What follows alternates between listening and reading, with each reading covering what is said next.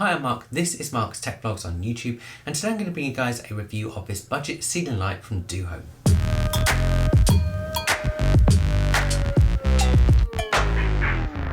Now on this channel I recently reviewed the Aqara T1M ceiling light. And my original plan for that light when Aqara was sending it out to me was to put it in my kitchen. Unfortunately, when it arrived and I read the instructions, I realised that it wasn't suitable for areas where there might be moisture. This led me to stumbling across this device that I'm reviewing today, which is an IP54 rated ceiling light. And even better, it retails at £36, and when I bought it, it also had a 25% off voucher, meaning I only paid about £26. That means I only paid £26, which seems to be a pretty common price for it.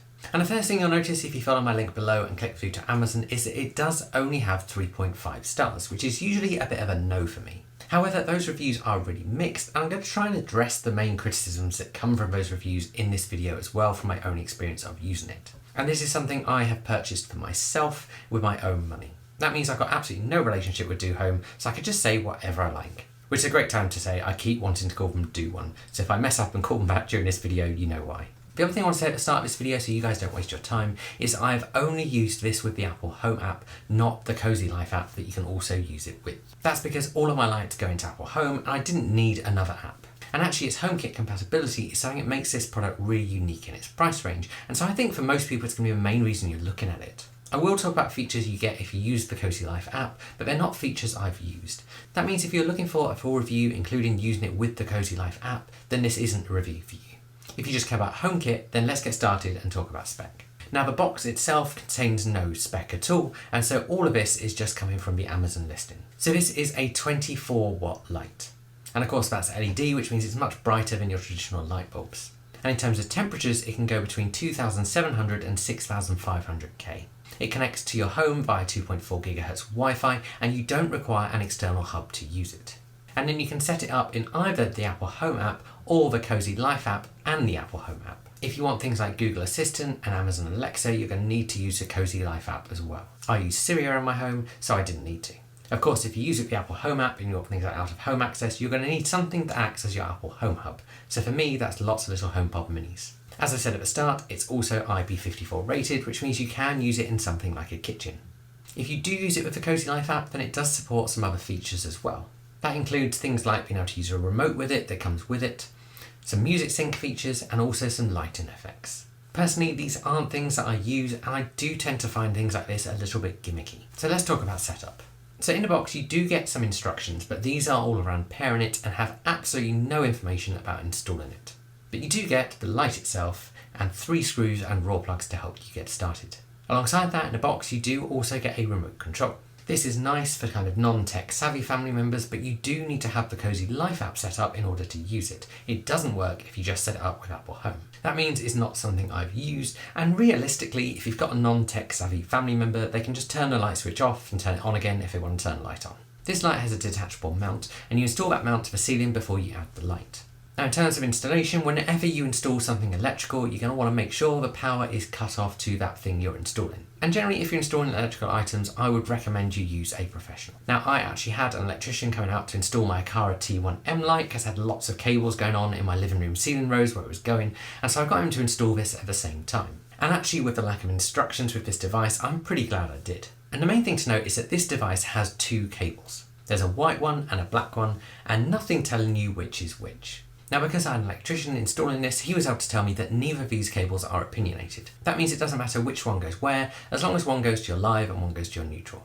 Now this light doesn't need a earth or ground cable or whatever you call it, and so you are going to need to tie that off if you do already have one. It took my electrician about 10 minutes to install, and that included taking down the old light fitting and trying to work out what those 2 cables were.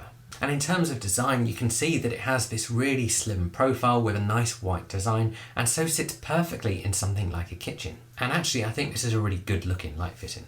And that's because it does basically just blend into your ceiling. When it comes to actually configuring it into your smart home, this is where a lot of people on Amazon have had issues. And it can be a little bit awkward with the light fitting initially not connecting to Apple Home. I was however able to get it connected to Apple Home, and there were 3 things that I found were key. Of course, you might not need to do all 3, but you're certainly going to need to do the first 2 that I talk about. So firstly, if you've got a 5 GHz network, you're going to need to temporarily put it into 2.4 GHz mode. You only need to do this while you set it up, and beyond that, it's fine.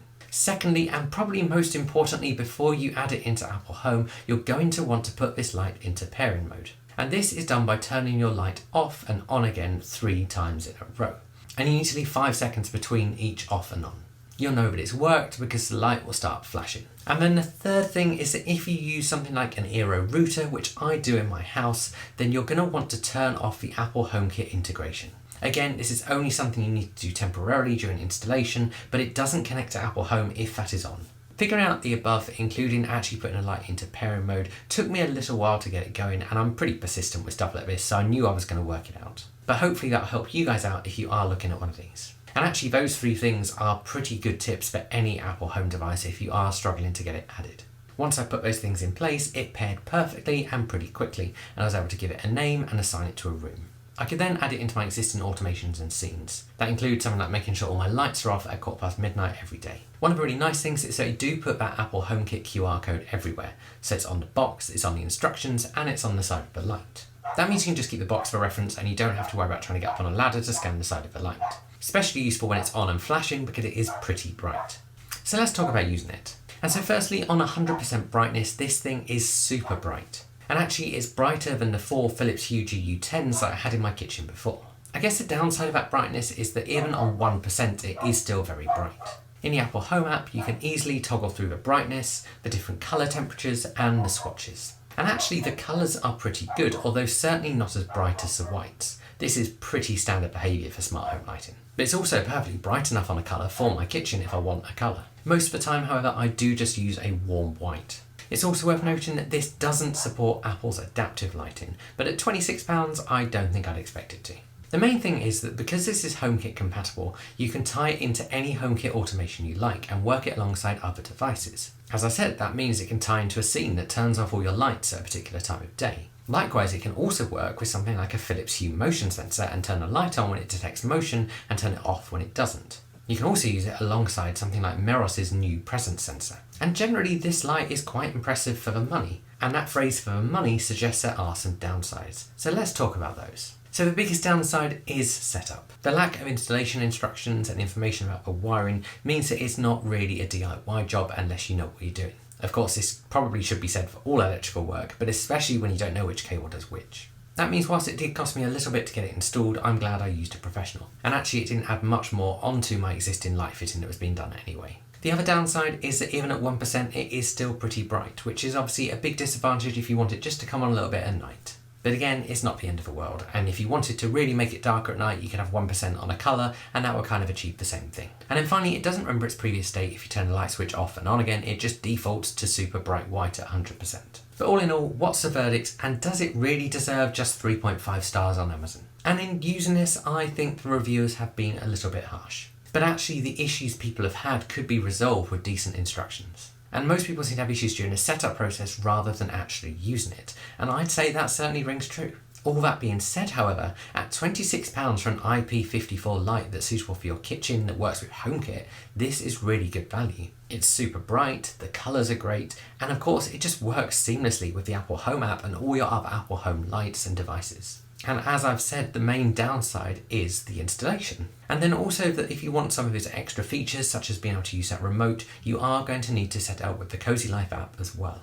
And I just didn't need those features, so I haven't bothered. And I think most people probably won't bother with that either, but it's just worth saying that if you want things like Alexa or Google support, you are going to need the 𝐃𝐨𝐲 app. If you've got any questions, do stick them below. This is an item I purchased for myself and I'm going to continue to use. I'll also post any updates that I think are worth putting in the description. If you want to pick one up, I'll put a link below as well. That's an affiliate link that will go to Amazon in whichever country you're in.